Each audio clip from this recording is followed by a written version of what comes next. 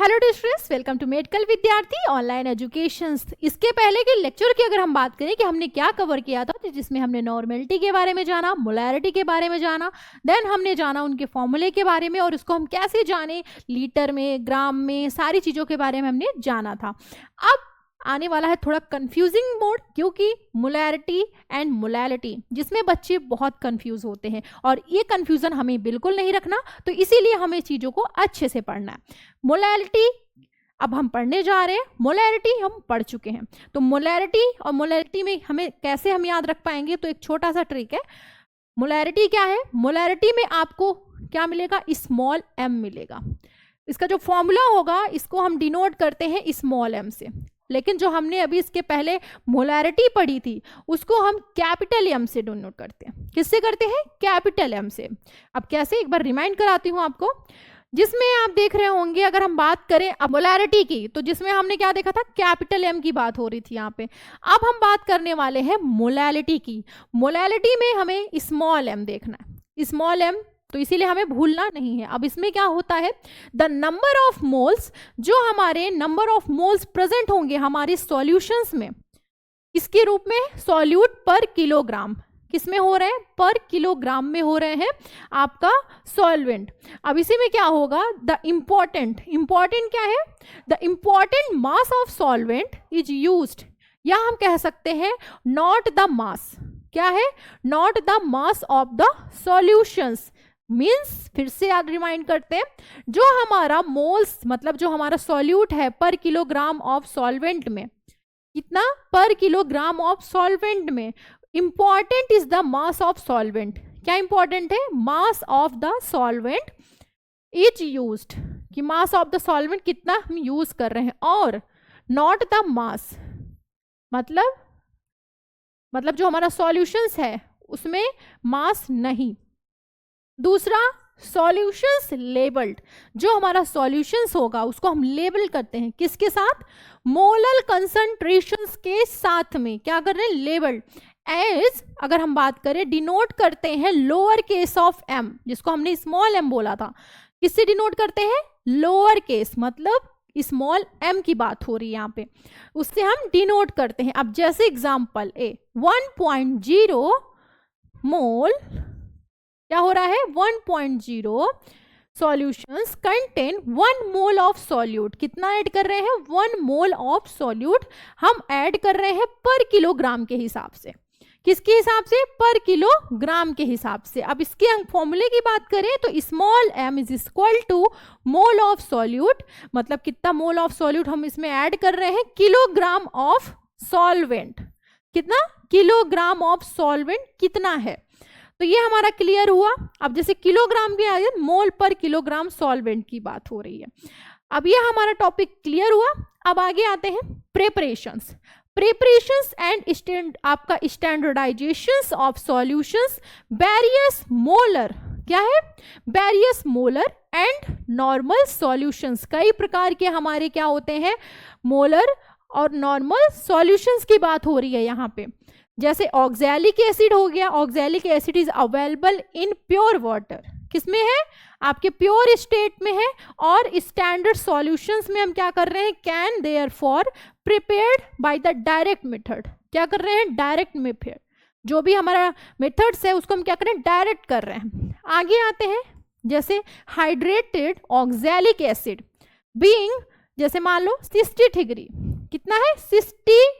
63, तो n/10 solutions would be contain 6.3 gram per litre add किया, और n/20 solutions then would contain, कितना contain कर रहे हैं? 3.15 ग्राम बाई लीटर। अब क्या होगा? these standard solutions are employed to find the strength of solutions। क्या देखेंगे? strength of solutions of alkalis, जिसको हमने कहा NaOH एंड KOH। क्या होगा? Standard solutions can not be prepared. जो हमारा स्टैंडर्ड सॉल्यूशंस होगा वो प्रिपेयर्ड नहीं होगा बाय द डायरेक्ट मेथड्स के साथ। तो ये हमने किसमें जाना? हमारे स्टैंडर्डाइजेशंस की बात हुई। अब अगर नेक्स्ट टॉपिक की बात करें तो नेक्स्ट टॉपिक हमारा है preparations of oxalic acid solutions, standard solutions prepared by using standard substance। किसका यूज करेंगे? अब हम यहाँ पे स्टैंडर्ड सब्सटेंस का यूज करने वाले हैं यहाँ पे हम। कैसे? Here's a known quantity of standard substance, मतलब जो हमारा नोन क्वांटिटी का यहाँ पे स्टैंडर्ड सब्सटेंस होगा जो कि डिपेंड होता है किस पे? रिक्वायरमेंट इज डिजॉल्व, जो भी रिक्वायरमेंट होगा वो क्या होगा? डिजॉल्व होगा हमारे नोन अमाउंट्स ऑफ वाटर में, जो कि डिजायर्ड वॉल्यूम में होगा। क्या होगा? डिजायर, जो भी हमारे डिजायर्ड वॉल्यूम होंगे उसमें बना होगा। अब फिर से देखते हैं, जो हमारा non quantity of standard substance है वो डिपेंड होगा हमारे रिक्वायरमेंट जो होंगे, डिजॉल्व होंगे हमारे नॉन अमाउंट्स में, जो कि वाटर में डिजायर्ड होगा, जो भी हमारा वॉल्यूम होगा, बना होगा जो वॉल्यूम हमारा। दूसरा, since this substance have a constant weight, जो हमारा सब्सटेंस होगा उसका जो वेट होगा वो कांस्टेंट होगा। दूसरा, high purity, non hygroscopic property होगी। सो द सॉल्यूशंस ऑब्टेन्ड, जो हमारा सॉल्यूशन होगा उसमें हम ऑब्टेन करेंगे नॉन एंड हम कह सकते हैं डेफिनिट कंसंट्रेशंस को क्या करेंगे? ऑब्टेन करेंगे। दूसरा, अब आता है स्टैंडर्डाइजेशंस N/10 ऑक्सैलिक एसिड सॉल्यूशन, जिसको हम कहते हैं प्राइमरी स्टैंडर्ड। अब इसमें क्या होने वाला है?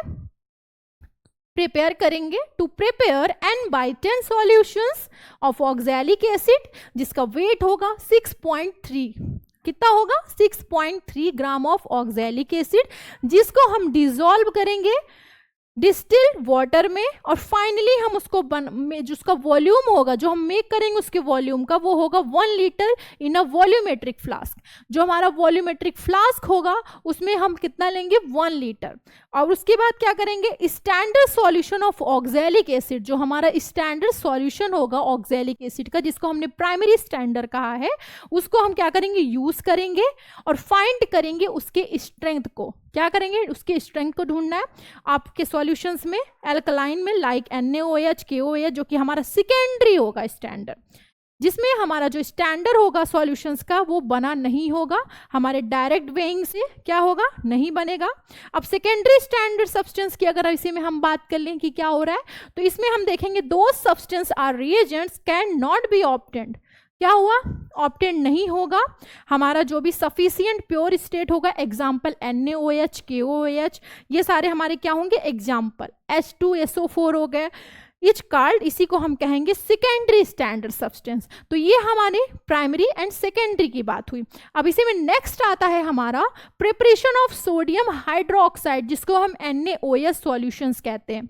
अब इसमें क्या हो रहा है? N/10 NaOH, जिसमें क्या हो रहा है? प्रिपेयर कंसंट्रेशन स्टॉक सॉल्यूशंस, जो हमारा स्टॉक सॉल्यूशन होगा, जिसको हमने कहा 50% ऑफ NaOH, जो कि हमारा डिसॉल्व हो रहा है इक्वल पार्ट्स में, NaOH पिलेट, जिसको हमने कहा 50 ग्राम। कितना है? 50 ग्राम। एंड जो वाटर है वो है 50 ग्राम इन अ फ्लास्क। तो इसमें क्या होगा? टाइटली हमने उसको स्टॉपर से 3 to 4 डेज के लिए रख दिया। उसके बाद यूज करेंगे, यूज द क्लीन सुपरटेंट। अगर हम बात करें लिक्विड्स का, आपके प्रिपेयर करेंगे N/10 सॉल्यूशंस। क्या करेंगे? हम प्रिपेयर कर लेंगे। उसके बाद अप्रॉक्सीमेटली 8 ml हमारा जो स्टॉक सॉल्यूशन होगा 50% रिक्वायर्ड पर लीटर ऑफ डिस्टिल्ड वाटर में, उसको हम लिए।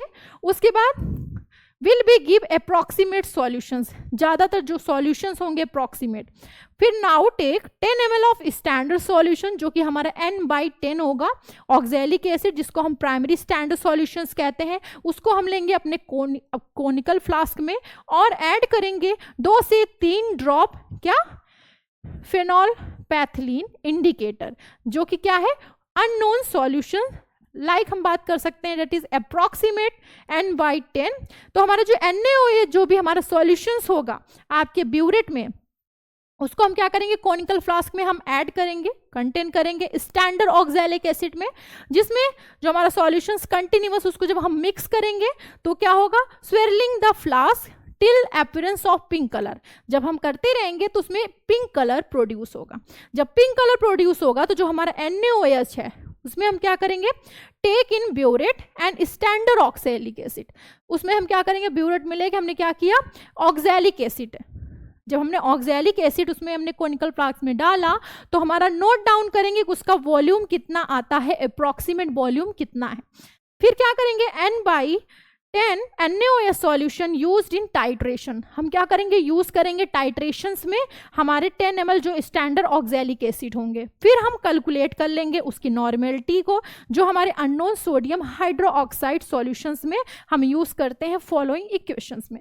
तो ये हमने जाना कि हम कैसे मेथड्स को कर रहे हैं। तो ये हमने सारे मेथड्स के बारे में जाना। अब आता है जैसे मान लीजिए n हो गया N1, B1 is equal to N2, B2 जिसको हमने एसिड कहा और बेस कहा। अब इसमें देखें नॉर्मेलिटी ऑफ NaOH सॉल्यूशन जैसे कि ml में रहेगा। दूसरा B1 हमारा वॉल्यूम ऑफ NaOH सॉल्यूशन जो हम यूज कर रहे हैं उसको हमने ले लिया ml में। N2 normality of standard oxalic acid solutions हो गए हमारे। तो ये हमने इसमें देखा। अब जैसे वॉल्यूम ऑफ आपका अप्रॉक्सीमेट हो गया NaOH का, यूज किया हमने टाइट्रेशंस में लेस देन 10 ml। तो मीन्स क्या निकल के आएगा कि जो हमारा सॉल्यूशन है वो स्ट्रांग होगा, और हम कह सकते हैं नॉर्मेलिटी उसकी जो होगी वो n/10 नहीं होगी। सो जो हमारा डाइल्यूट होगा बेसिक, वो क्या होगा, बेसिक सॉल्यूशंस का अगेन हम उसका स्टैंडर्डाइज करेंगे उसके साथ ऑक्सैलिक एसिड्स के साथ में। फिर जो हमारा नॉर्मेलिटी होगी अप्रॉक्सीमेट सॉल्यूशंस की, वो क्या हो जाएगी, same as the standard solution, मतलब स्टैंडर्ड सॉल्यूशंस के सेम हो जाएगी। तो ये हमने समझा हमारे स्टैंडर्डाइजेशंस के बारे में। अब हम मिलते हैं नेक्स्ट वीडियो में नए लेक्चर के साथ। तब तक के लिए थैंक यू सो मच।